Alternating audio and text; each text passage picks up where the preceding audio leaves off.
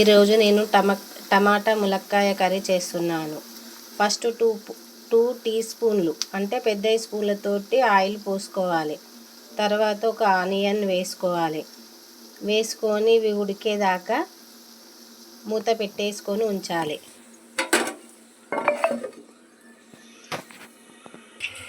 ఇలా కోసుకున్న టమాటాని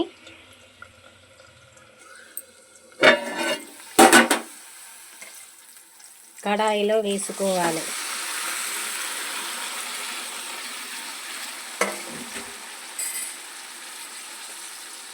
ఇలా వేసుకున్నాక ఇలా కలుపుకోవాలి. ఇలా కలుపుకొని కాసేపు ఉడికేదాకా ఇలా మూత పెట్టేసేయాలి. ఇలా ఉడుకుతుందా లేదా అని మధ్యలో మధ్యలో కలుపుకుంటూ ఉండాలి.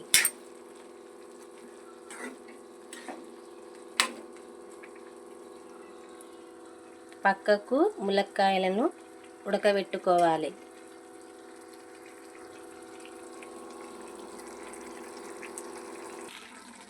టమాటా ఉడకాలంటే త్వరగా ఒక 2 స్పూన్స్ సాల్ట్ వేయాలి. వేసుకొని మంచిగా కలుపుకోవాలి.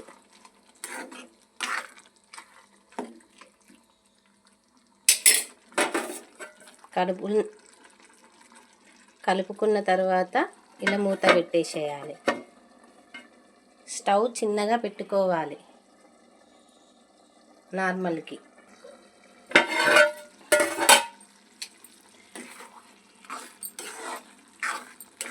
టమాటా ఇలా ఉడకాలి.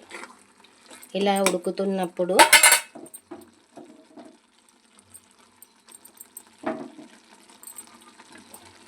ఇలా కొంచెం పసుపు వేసుకోవాలి.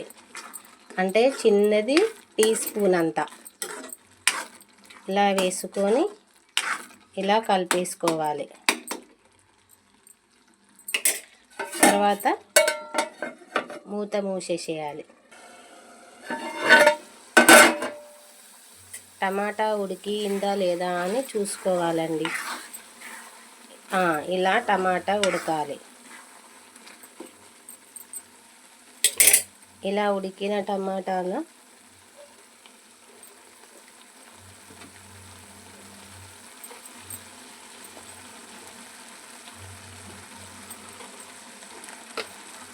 ఇలా ఒక 2-3 స్పూన్లు కారం వేసుకొని కలపాలి.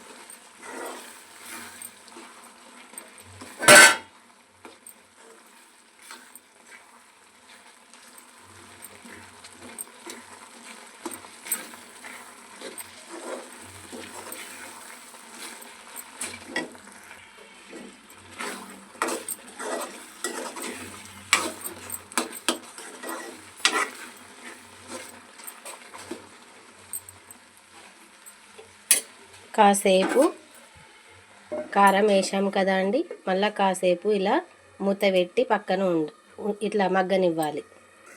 ఇప్పుడు కర్రీ ఉడికిందా లేదా ఇప్పుడు చూసుకుందాం. మేము ఆయిల్ తక్కువనే వేస్తామండి. తక్కువ ఆయిల్ తోటే కర్రీ చేస్తాను. ఎక్కువ ఆయిల్ వేయను నేను, అందుకే నా కర్రీలో మీకు ఆయిల్ కనిపించదు. తర్వాత ములక్కాయలు వేసుకోవాలి. వేసుకొని మంచిగా కలుపుకోవాలి. ఇలా మంచిగా కర్రీ కలుపుకోవాలి. తర్వాత కాసేపు మూత పెట్టి ఉంచేయాలి. ఇప్పుడు కర్రీ అయిందా లేదా అని చూసుకోవాలి.